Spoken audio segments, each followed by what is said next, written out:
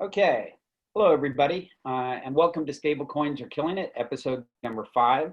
I'm Lou Kerner with Crypto Mondays, which is now on VR, and I'm coming to you from Los Angeles. And we've got a great show for you today featuring Greg Prisco from MakerDAO. Welcome, Greg. Greg? Hi there. Nice to be here.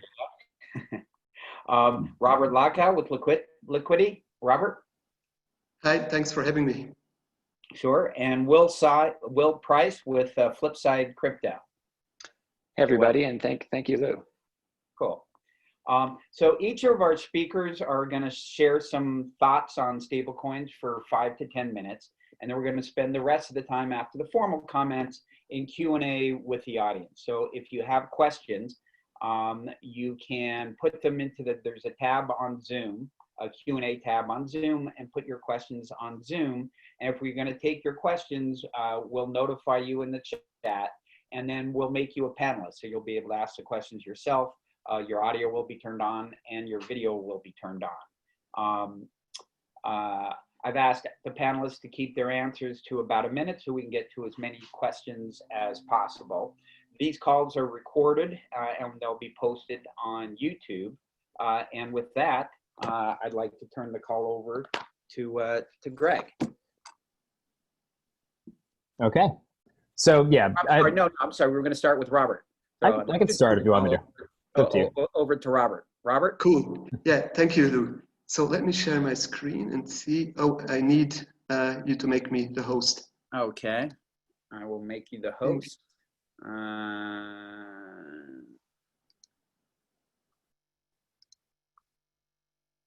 There you go. Cool. Now it should work. Let me know if it works. Yes. Cool. So hello, everybody. I'm Robert Lauko. I'm the founder and CEO of Liquity. Liquity is a decentralized borrowing protocol, and it's also a stablecoin. And this is the aspect I would like to focus on now. So let me start by giving you an overview of how existing CDP platforms achieve price stability and show on the side how Liquity is different from them. Like here, what I have on the left-hand side is the way how existing stablecoins or CDP platforms manage their stablecoin by a variable interest rate. So they can do that by having a human governance mechanism that adjusts the interest rate. And this allows basically the coin to, this allows the system to make loans more or less attractive by lowering or increasing the interest rates. And there is another soft peg mechanism there, which is just the fact that whenever the stable coin trades above $1, it usually becomes more interesting to take out a loan because, I mean, if the price later drops and you can repay at a lower rate, that makes obviously sense for you as a borrower. And also the other way around, if the stable coin trades below $1, it makes sense to repay your loan maybe a bit early and you want it originally.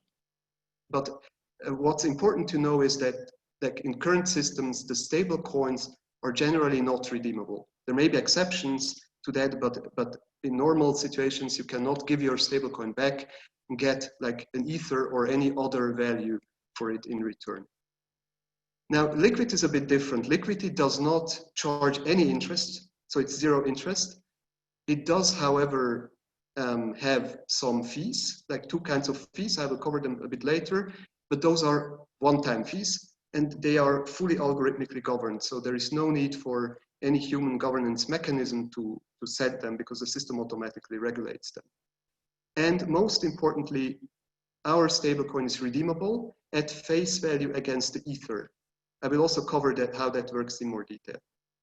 And now those mechanisms allow Liquity to basically squeeze its price or squeeze its stablecoin's value between the price floor and the price ceiling. Now the price floor is around $1 and is maintained by the fact that the coins are redeemable at face value against the Ether, and the price ceiling I will show how that works on the next slides. So let me just maybe quickly talk about the fees first. So here on the left-hand side, we have the normal, like the regular situation you would expect. You have a borrower who wants to get some stable coin. So the borrower locks up some Ether and gets a loan in the stable coin. coin that the system can mint itself. And by doing so, the system may charge him an issuance fee, which is just charged at the time when he takes out the loan. And it's fixed in that moment according to the current fee. So it's not a recurring fee, but a one-off charge, basically. And this goes to a staking contract, which contains a secondary token called growth token, which is there to collect basically the fee revenue.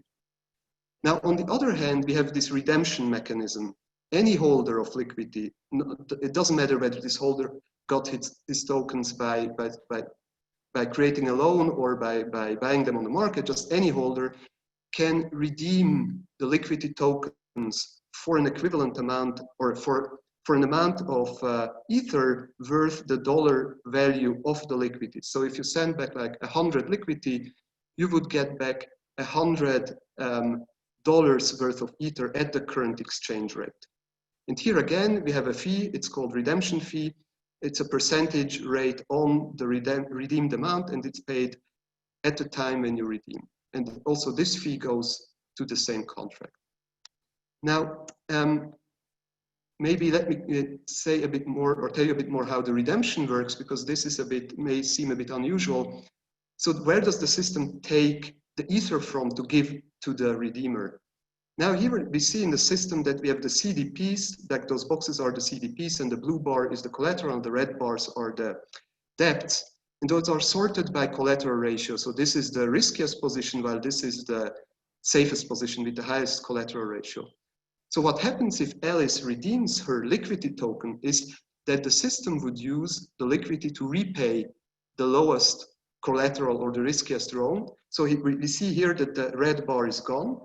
There is still this blue remainder, which is the collateral surplus. This remains with the borrower. So the borrower who had this position, who owned this position, does not lose any value. It's just that he ends up having his debt reduced and his collateral reduced as well.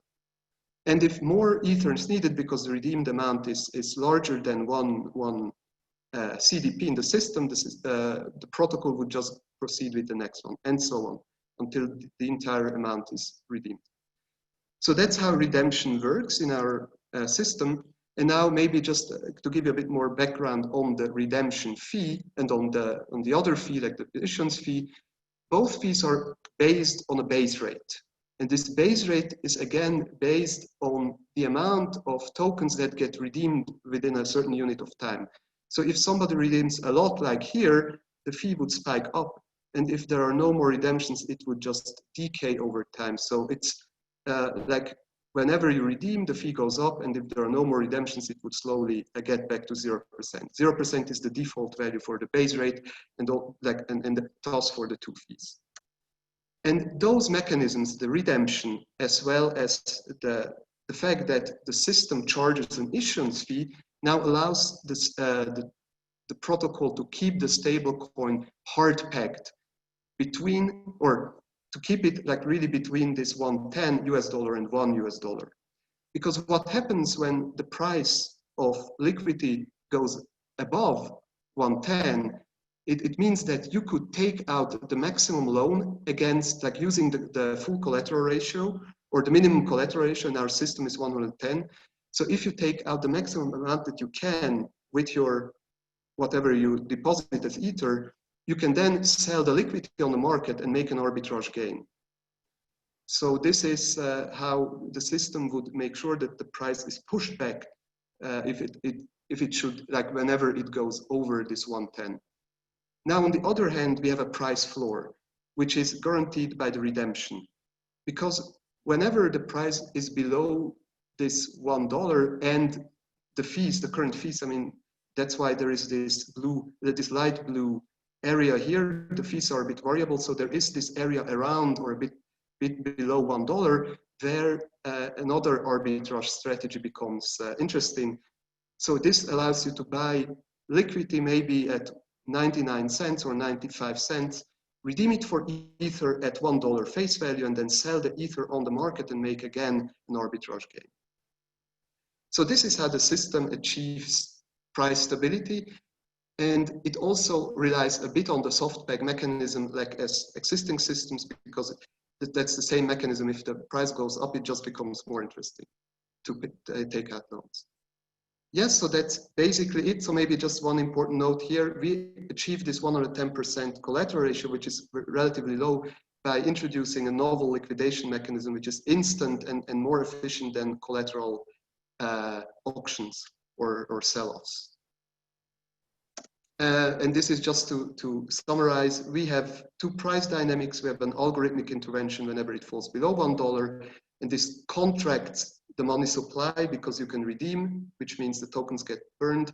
So the money supply is reduced, and also by having the issuance fee, loans become more expensive, so there are just less loans, so the price would go up.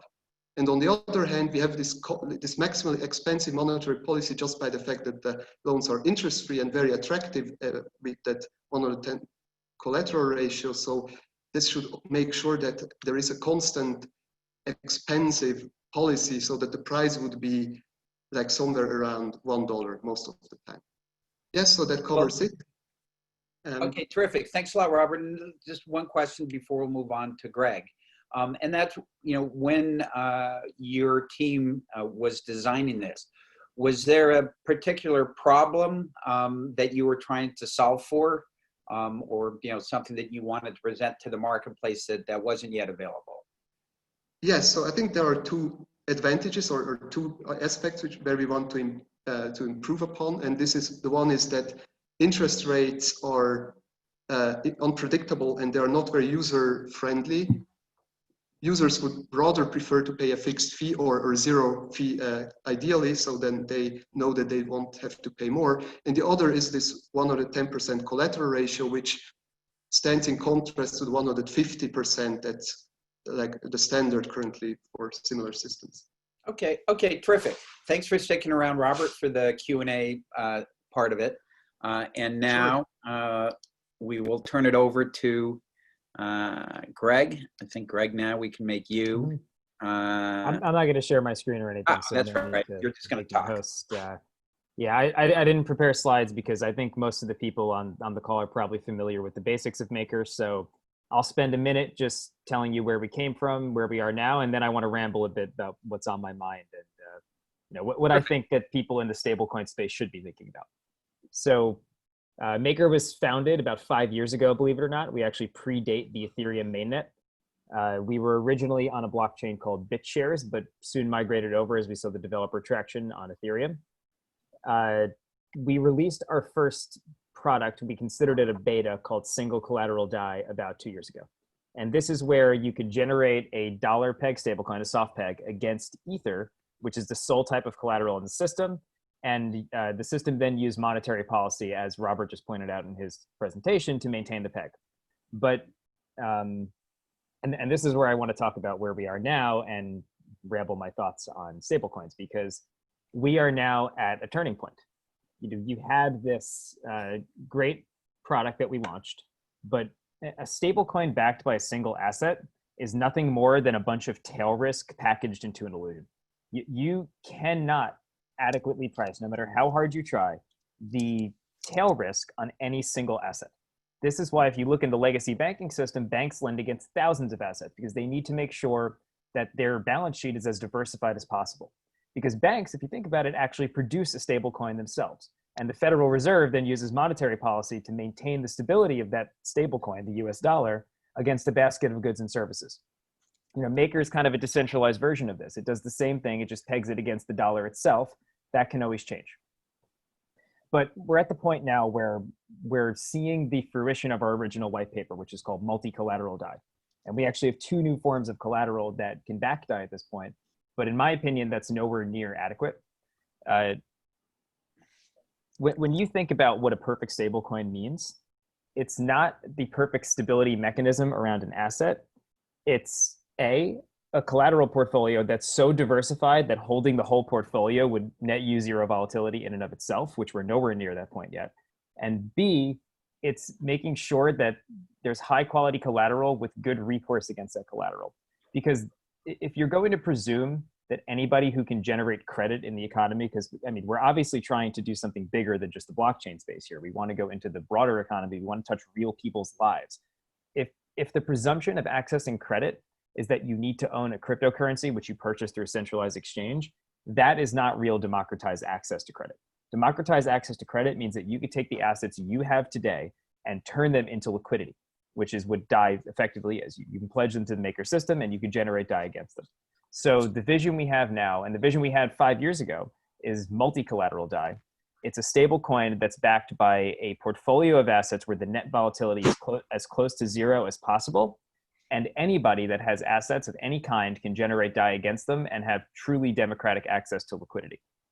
I think the most important thing about this is that diversification, beyond giving access to normal people, also helps the stablecoin in terms of risk. Because even if, let's say that you somehow had a perfect asset, but the only way to get that perfect asset is to use centralized exchanges, that's a risk in and of itself. So you want, not only do you want volatility diversification, you want the collateral portfolio to have uncorrelated volatility, you also want the collateral portfolio to have diversified existential risk.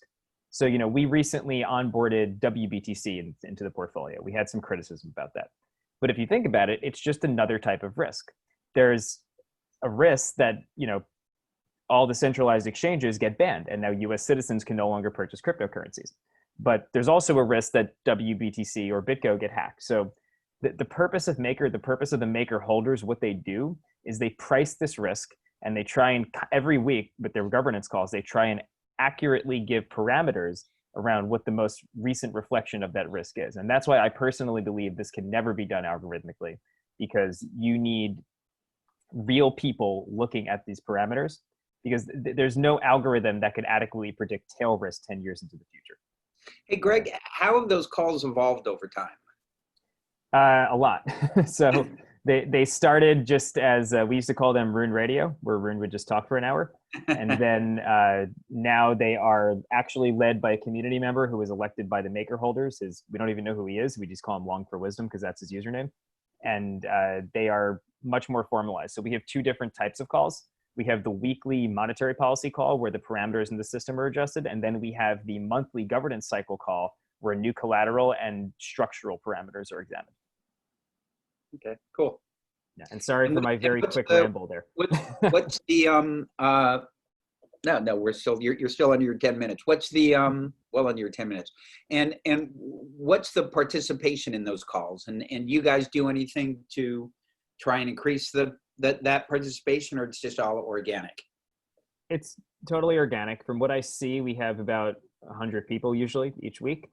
I personally consider the participation rate, whatever it may be, to be a feature, not a bug. As a Maker holder, you're always backing the system. So by not participating, you are just delegating your vote to people who are. It's not like the people who don't participate are completely idle. They're actually just implicitly voting with the people who are participating. So if you decide not to participate, if you decide to participate, you have the ability to have your voice heard. If you decide not to, it's an implicit vote delegation. Let me caveat that by saying that we are adding real vote delegation in the near future, where a Maker holder can delegate their tokens to another Maker holder. But for now, I think the system works fine. You have an educated group of people that are making pretty complex decisions on a weekly basis. So that's the dream. Will there be any cap to how much of the vote one person can aggregate? That I don't know. I don't think they've sketched out all the mechanics of it yet, but I don't, even if there was, I don't think you can enforce that. So no. You could always find a way around that on a blockchain. Yeah, and by the way, I agree with you. If people want to be part of a community and not vote, that's still a community member. Yeah, what's important to note is that we designed this system to handle this. It's not like the whole system implodes because there's low voter participation or because certain Maker holders have more than others. It's designed to handle that kind of social construct. And so where do you think Maker is going to be in a year? Talk about where Maker's going. In what context? Just in terms of what things might be different, how it might evolve. I hope in a year you see every month several new types of collateral getting onboarded. Right now, we're still working through the more frustrating parts of that process, getting it in place. But once there's a sufficient decentralized governance process in place, which by the way is like the holy grail of blockchain, so that wouldn't hold your breath that it's going to be without turbulence. But if we can get that in place and you start seeing decentralized governance in action, onboarding new collateral types every month, then we've created something really special there. On the decentralized governance front, are there certain things, milestones, or when you guys decide, okay, we're in the right place to become decentralized? Well, we are decentralized, so yes, the foundation actually can't do anything without the community. But I'd say it's more when the community self-actualizes that they're ready to do that. And in order to help provide that structure, we've recently introduced the Maker Improvement Proposals. And this is a way to formalize governance, because we've found in the past that if you don't formalize it, it just becomes a popularity contest and everybody's posting random stuff in the forums. If there's an agreed upon process that's been voted in by the maker holders, you either follow that process or you're basically saying that you no longer want to follow it. And if the maker holders vote for something that didn't follow the process, it's assuming that the process is no longer in place. Okay, cool. Well, thanks a lot for the very interesting discussion. And thanks again for sticking around for the Q&A section. And with that, we'll turn it over to Will. So Will, let me make you a host. I believe I already am a host. Cool. Thanks to Robert. Yep. So I'm going to go ahead and share my screen.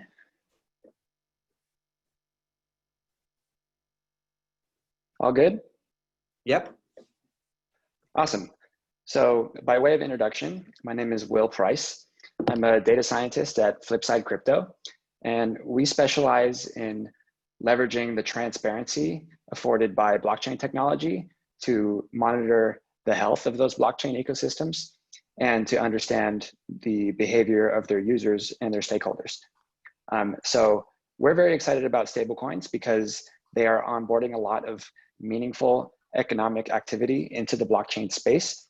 And as a result, we have more and better granular data to analyze.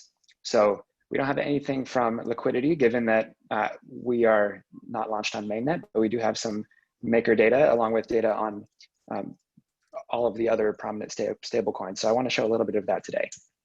So given that 75% of stablecoin volume is happening on Ethereum, I'm going to focus there. In fact, stablecoins are cannibalizing Ethereum. And we've reached a peak of about 25% of all Ethereum transactions involving at least one stablecoin transfer.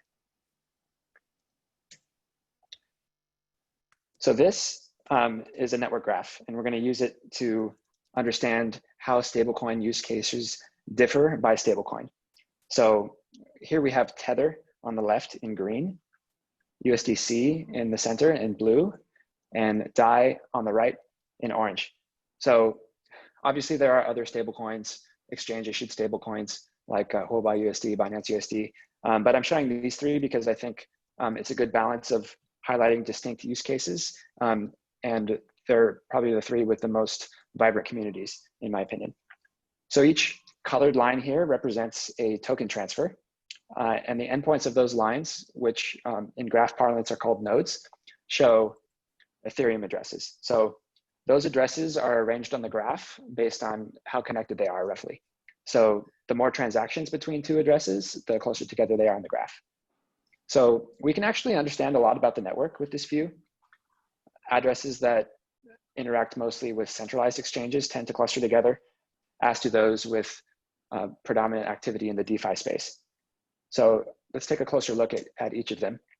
The data shows us that Tether is used mainly for arbitrage on centralized exchanges, predominantly in Asia. So that's Huobi, Binance, Bitfinex. So anecdotally, Tether's also seeing some use for remittances and cross-border payments, but we actually don't see evidence of that here through centralized remittance platforms.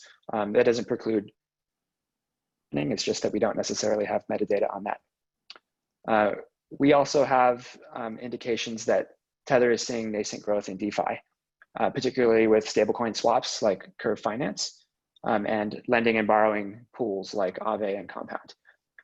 So some people are very excited about Tether and DeFi given its massive market cap. I think close to 90% of total stablecoin market cap, but others are concerned about the centralization risk thereof. So that's Tether. DAI has the vast majority of its usage in the DeFi ecosystem. The nexus of activity is around the Oasis on-chain decentralized exchange. Obviously, a lot of adoption in liquidity pools and for leverage trading as well. And Coinbase is the most meaningful on-ramp from the centralized world into the DeFi ecosystem where DAI sees most of its usage. Well, and Yeah. I'm sorry, I just was interested if Greg was familiar at all with this data that Will is sharing in terms of. I have actually seen this exact data before from Will. So. Okay, cool. I assume so because yeah, Flipside is well known. But in any case, I'm sorry, Will, go on. Yeah, no worries. I think that this is a great way to show qualitative insight from aggregation of quantitative data. So that's why we like pretty pictures. So I'll touch on USDC next, which is seeing increasing adoption in DeFi, where historically users have preferred DAI for its decentralization and trustlessness properties. But we're seeing a revealed preference among protocols and DeFi users to also support USDC, given its higher liquidity and more stable peg. Obviously, there are centralized risks that are introduced there, but that doesn't preclude you from using a centralized asset on those decentralized rails. And I'm sorry, Will, you said they're higher liquidity. What did you mean by that?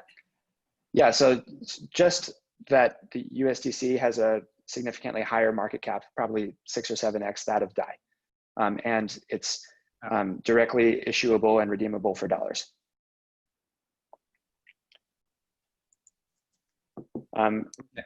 So there's the whole thing again. The last thing I want to show is another data visualization, which I'll call a bubble chart. And it's a great way to understand how any asset, but particularly stablecoins, move through the crypto ecosystem. So each bubble represents a specific amount of tokens that has changed hands on chain within the last 30 days. So we'll call that active supply. And we've broken down token holders into various categories.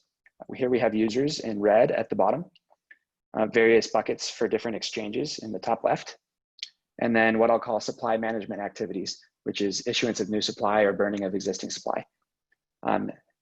So then we can monitor this over time.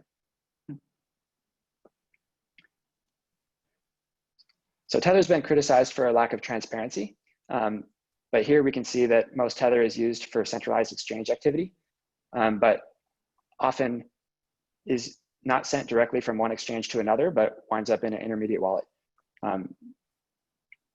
Also, we can see Bitfinex periodically printing new Tether over the course of the month of April.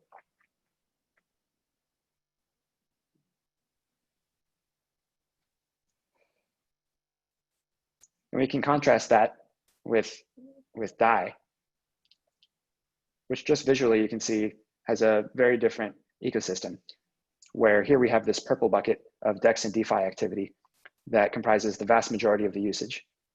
And the only meaningful centralized exchange volume, as we mentioned earlier, is on Coinbase.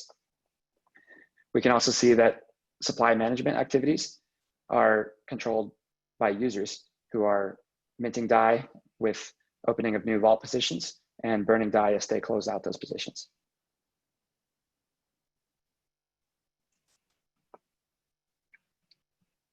And then here we have USDC. A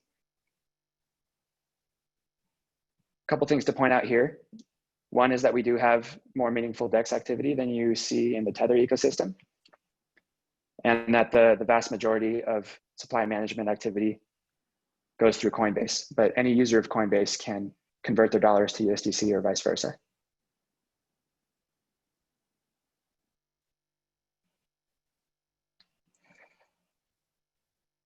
Actually, one last thing. These are hourly transaction frequency charts for the beginning of this year. So each circle is a 24-hour clock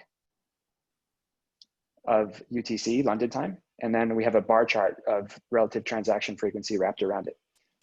So we can understand the geographic distribution of users by conducting time of day analysis like this one. So here we see that Tether activity starts to pick up around 1 a.m. UTC, which corresponds with 9 a.m. in China, and doesn't taper off until about 5 p.m. London time. And I would hypothesize that users in these time zones have less access to the traditional dollar-based banking system and are more likely to seek alternatives. Whereas with USDC, we see a predominantly Western user base, and DAI skews Western, but is a bit more distributed throughout the world. And that's it from me. By the way, Will, So thanks, my only Will. complaint there is that you gave USDC the cooler color in the first chart. You know, I would have to blame that on whoever made the graphic design for DAI, because I stole the color directly. And Will, when you looked through the data, what was the most surprising thing that you saw? Ooh, that's a good question. I was surprised by the extent to which Coinbase serves as an on-ramp to the DAI ecosystem. And I was also surprised by the extent to which USDC is gaining use in DeFi. Where did you think USDC was being used? You know, I originally thought that it was seeing more of its use on centralized exchanges as an alternative to Tether for users that were, you know, looking for that different risk profile afforded by a more regulated asset. But it turns out that many DeFi users are also interested in it. Okay. Okay. Well, thanks, Will. Well, generally at this point, we start the Q&A from the audience. And on all previous calls, I was able to make people from the audience a panelist. But as a heavy user of Zoom, what I'm noticing is they're making a lot of updates, and every time I use Zoom, it works a little bit differently. And so I'm actually not able to make people panelists at the moment. So if you have a question, put your email in the question, and then I will invite you as a panelist from Zoom, and then you can log back in as a panelist and ask your question. We'll see how that goes. I don't have Anna's email. Otherwise, I would have emailed her and made her a panelist so she could ask this question herself. The next question is coming from Ganesh. So Ganesh, if you go to your email, you should have a panelist link and be able to, there you go, Ganesh. So you'll have the next question. But I will ask Anna's first question, which is about the Liquity base fee when basing it on the rate of redemption. Is it modeled as an instantaneous rate or using as a moving average? So, Robert, obviously that's for you. Yeah. So thank you, Anna, and thanks, Lou, for reciting the question. This is a great question.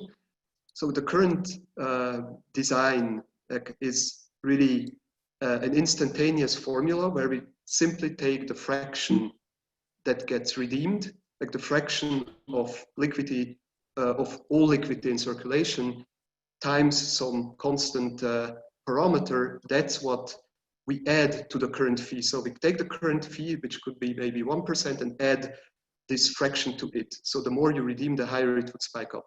And then in addition, we have a decay formula based on an exponential decay, which would just go back. But we are currently looking into a moving average scheme, like a weighted moving average scheme, to make this a bit more smooth.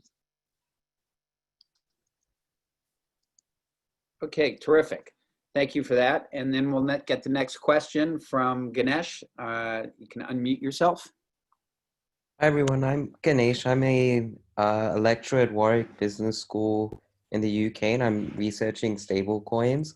So it's really interesting presentation. So I'm studying DAI at the moment, and so my question to Greg is, do you think that the DAI stability rate is a sort of good instrument? Because there've obviously been problems in the past where DAI's had problems with the peg, and so do you think that part of it is the low frequency adjustment of the stability rate, that maybe you can control like the idea is to control the supply of DAI borrowing, but perhaps like it's not a perfect mechanism where you increase the DAI stability rate that should reduce DAI borrowing, and that doesn't happen in practice.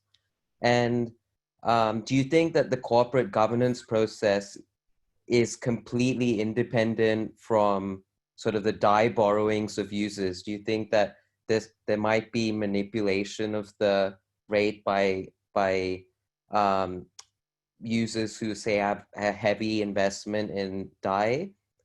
And my question to Will, so I thought those graphs were really interesting. I was curious how you found the sort of Tether issuance going from Tether to Bitfinex. So I know that was the case with the Omni layer, but how do you know whether all of the addresses when Tether issues, when this new Tether created goes to Bitfinex? So I was just curious how you did that matching.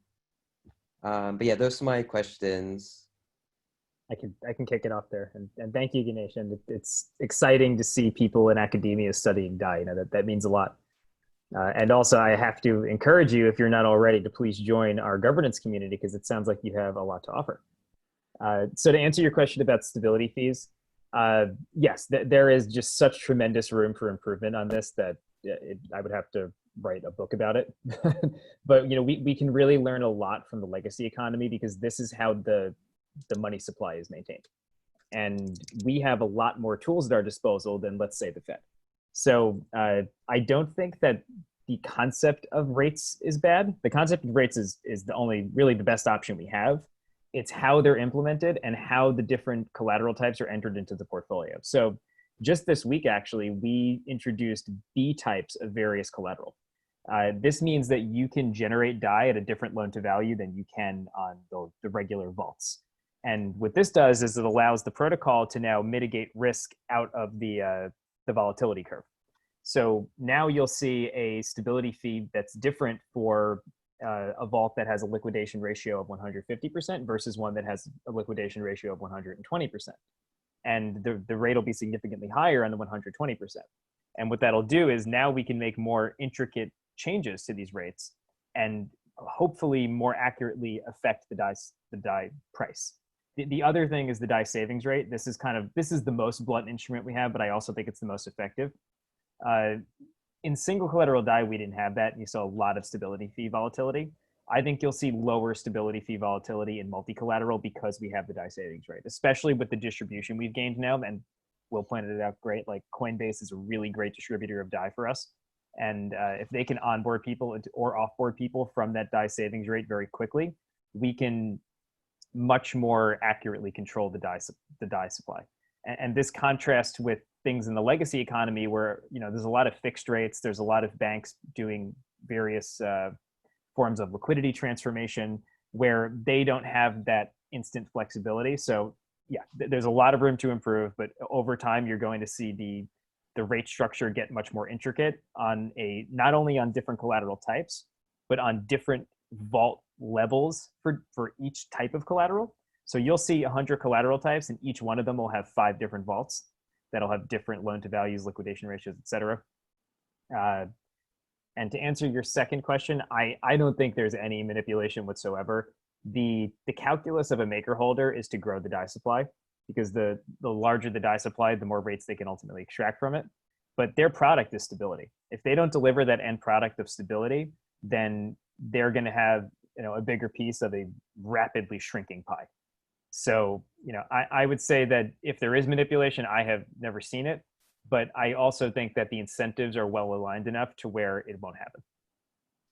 But I guess I was just thinking of a case where, so your say in the governance process depends on how many maker tokens you have. Mm-hmm. But could there be a situation where that person who has significant maker tokens also on the side has a significant amount of DAI borrowings, and that might influence their decision? I suppose it's possible, but what would the outcome you're predicting be in that situation? Well, I mean, yeah, so it I guess in general, you would want lower rates if you have significant DAI borrowings. And so in some sense, there could be a loss of independence. So that's my only concern. Otherwise, I understand the principle of maker tokens as being separate, and that decides like how much weight your vote has. Is there like any, I think the counter here is that unless you own the majority of the DAI supply yourself, there's really no incentive to do that, because if you lower rates to an artificial level and that causes DAI inflation, and there's ultimately an issue with the system, then you're the one as a maker holder that's going to get diluted. So that money that you save on the DAI front will just come out of your pocket on the maker front. Okay. Yeah, because Awesome. the maker holders are the first line of defense against any sort of DAI issues. Okay, are you good, Ganesh? Yes, good, thank you. Okay, terrific, thanks for that. And I don't know if Robert or Will wanted to add anything to. Yeah, so Ganesh, you asked another unrelated question, which I understood to be, how do I identify the issuance events happening on Tether on the Ethereum blockchain? So it's a good question.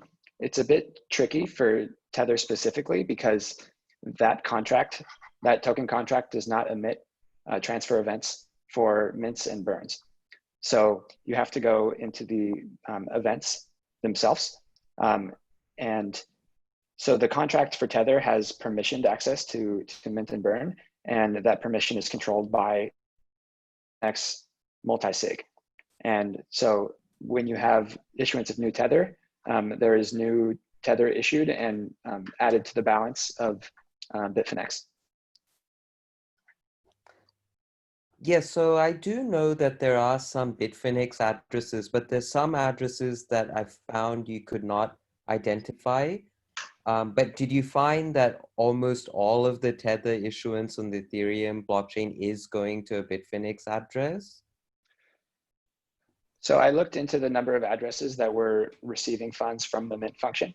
And I believe there were only 2 or 3 in the data set that I looked at. And more than 99% of it was going to Bitfinex. Okay. But I'd be happy to look into it again later. Okay, thank you. And Robert, did you have anything you wanted to add to that? I'm fine, thanks. Okay, cool. So our next question is from Glenn Rosenberg. Glenn? Yeah, thanks, Lou. Thanks again for doing this. This is a lot of fun. So this is for Greg. Nice to meet you. I'm going to try to work through this because I'm just kind of putting the thought together as you were going through your description of the multi-collateral DAI. And maybe we can actually extend the conversation offline. But just so I understand, what you're looking to do is you're looking to diversify the collateral that's going to go underneath DAI, and you're trying to build, I guess, baskets of assets for that, and so with low volatility. So I guess my question kind of is several-fold. One is that, what is the metric to determine low volatility, or do you work with the people who bring in those baskets because they might have like a quantitative method or algorithm to determine the volatility of the assets they bring in?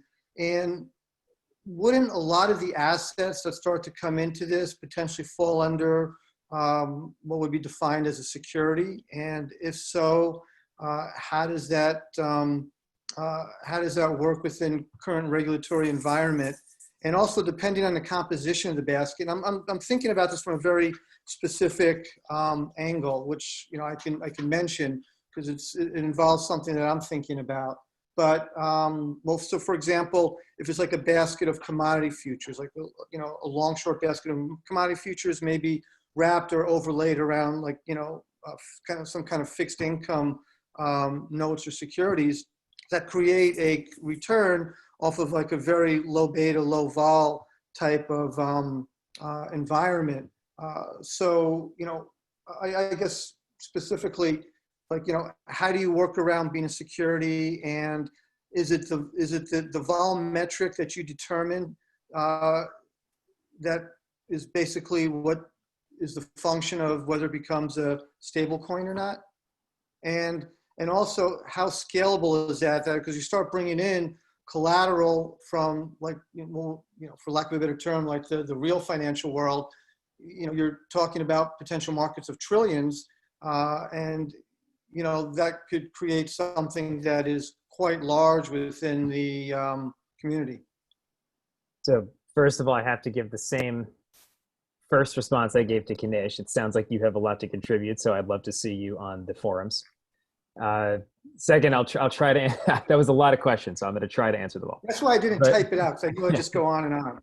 So, let me give you a high level overview of what, and keep in mind, this is all my opinion. It's up to the maker holders at the end of the day. I don't actually have any say in this process.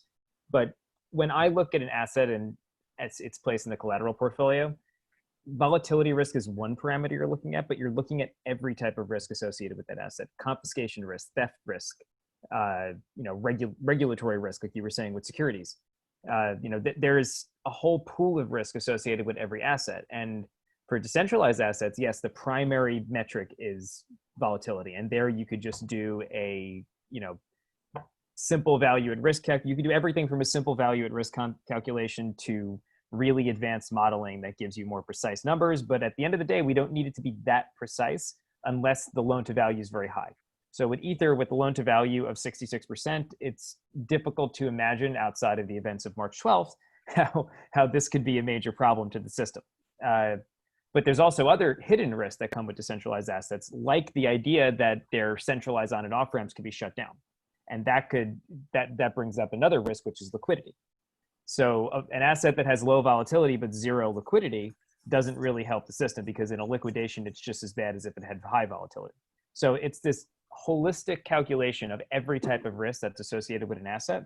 And this is what the maker holders, they break themselves down into something called domain teams. And each domain team is supposed to scrutinize a different type of risk. We have a domain team for price feeds and oracles. We have a domain team for financial risk. We have a domain team for legal risk. And they interface via this loose social contract with the community, where the community gives them a priority list of the collateral they'd like to see. And the domain teams, which are specialized members of the community, then give them responses as to the feasibility of entering those assets into the protocol at this point in time, which segues me into answering your question about securities. So we've actually had a couple securities be proposed now as collateral. One of them is a pool of invoices. The other one is a pool of synthetic invoices, which are, I make that distinction because it's a bit different. Either way, the thing that goes into the vault and what gets liquidated is probably going to be a security. So to be honest, I don't think the community has fully grappled with how to do that yet, but they're well on their way to doing so. I mean, I imagine that obviously those assets are going to need to have whitelists. So while that doesn't affect the decentralization of DAI, anybody can hold DAI, anybody can transfer DAI. Centralized assets do not make DAI more centralized. It's just it actually, they make DAI more stable. But in terms of a liquidation and for the people that are bidding on those assets, they'll need to be whitelisted. They'll need to demonstrate that they have sufficient liquidity, and you'll probably need some kind of broker dealer to facilitate that transaction. So now there were two more questions that I forgot.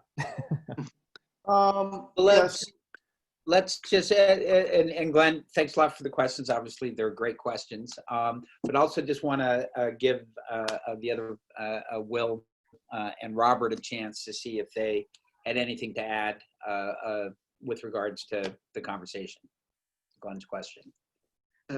Yeah, maybe just very quickly. So, I mean, we have also been considering adding more collaterals to the system, or that's something that comes up again and again, but we have, I think, a bit like a different philosophy there, where it's really like a risk evaluation. I completely agree with that, but my current view on that is that currently no other token aside from Ether has currently really a low enough risk to be worth being added as a collateral. And not just due to the volatility, but also due to the fact that all those coins are relatively small in market cap. So I think that's also an aspect that's important, because when you add some token or asset that may not be volatile and may be legally okay and everything, but it's just too small, then what you end up being, you will become the main driver. Like the CDP platform will become the main driver for its price. So you end up adding new risks by that. So that's why we are a bit cautious on that front. And Will? Thanks, Robert. Yeah, all I would say there is that every collateral has to be evaluated both in isolation and for any correlation that its risks might have with other collateral on the system, and that evaluating that correlation is hard. And as we saw on Black Thursday, oftentimes assets like crypto that you think might be uncorrelated with assets like equities suddenly reverse that pattern. And that's exactly what makes tail risks so hard to evaluate. I do actually have a question for Robert relating to one of the things that he mentioned in his Liquity protocol design. Am I saying that right? Liquity? Liquity, right. Awesome. Yeah, so actually a couple questions, both of which are around direct redemption. So the first is, the way I understood it, that means, I'll use maker terminology, just so that everybody is familiar with what's happening. Vault holders with over-collateralized positions could then be liquidated with zero penalty without having any say in it. So one question is, how do you think about that trade-off? And how does the Oracle system interact with direct redemptions? Because that seems like a potential attack vector. Yeah, so to answer your first question, this is a trade-off, like that's true. But what we think is, I mean, if you just look at the price deviations that we expect, those will be a few cents. And if you also like consider the monetary theory where you just need to basically redeem the amount of deviation from the peg, like from parity, in order to restore the price. Let's say if it's the 2 cents below $1, you need to redeem 2% of the total liquidity supply according to theory. Then what we see is that only like a small fraction of the riskiest loans will be affected. And those people who are there, like at the bottom of the scale, they will already risk a very high liquidation risk, so that the redemption risk does not add that much extra risk to it, or it's just calculated and factored in that calculation. So that's what we think. And your second question was, oh, maybe you can quickly repeat it, sorry. Yeah, it was related to oracles. Oh, the Oracle, right. So if I am trying to directly redeem Liquity for Ether, how would you prevent me from monitoring pending price changes and timing my redemptions accordingly?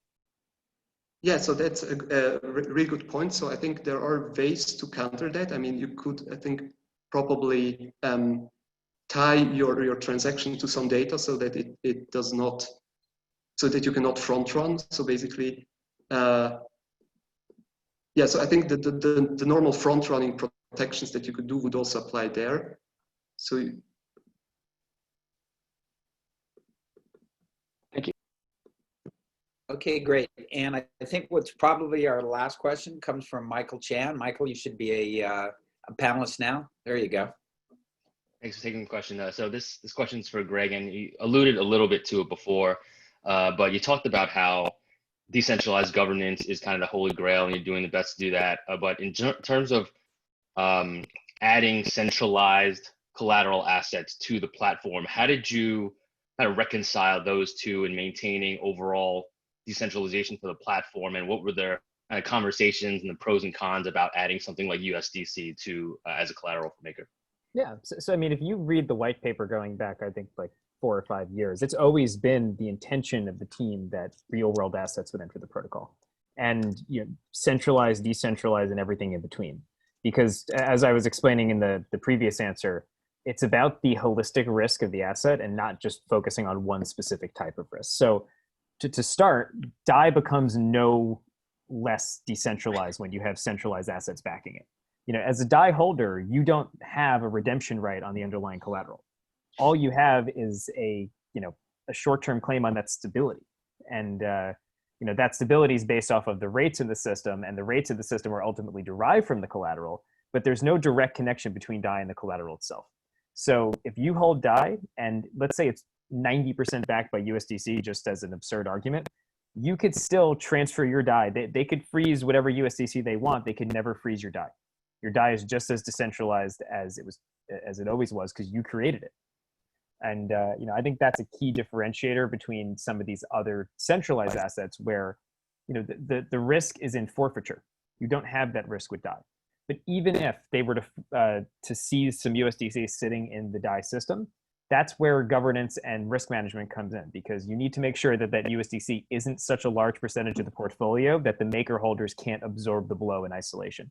Because let's assume that they, I think USDC is about 10% of the overall, or no, it's like 1% now, but at one point it was about 10% of the overall collateral portfolio. Let's say that Circle froze all of that in one shot. That means that the maker holders would have to mint about $10 million of MKR. And they could absorb that. They did absorb that on March 12th. So basically, they're the line of defense between you and asset forfeiture.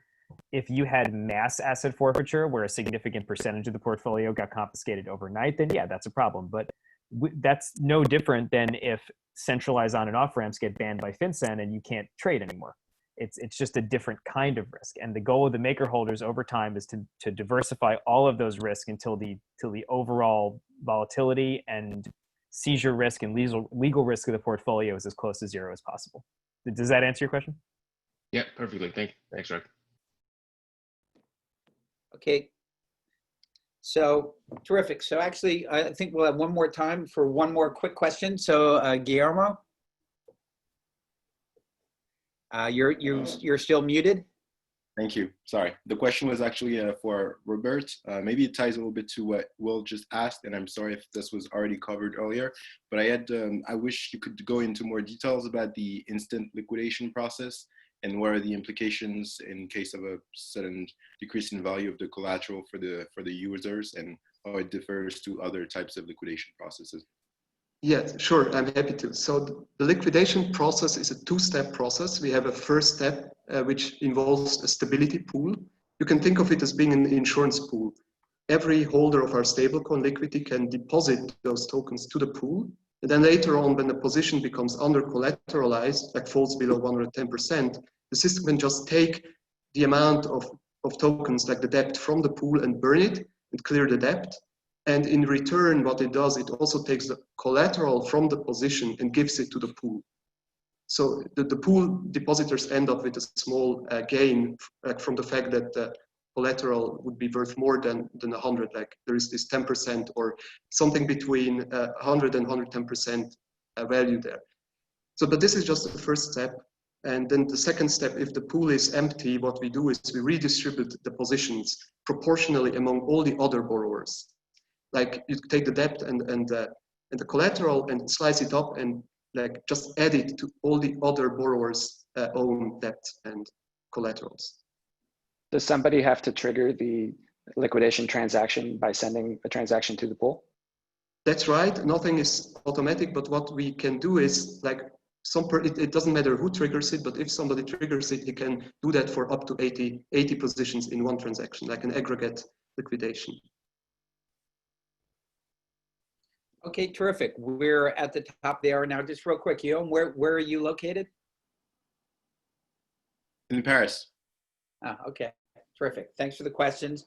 And what's one of the awesome things is of all the calls I do, this is by a wide margin the most geographically dispersed around the world, because the interest in stablecoins, I think, is truly global. And so with that, I'd like to really thank our panelists, Greg, Robert, and Will, for joining us today. And with that, hopefully we'll see everybody at Stablecoins Are Killing It #6. Bye. Thank you. Bye.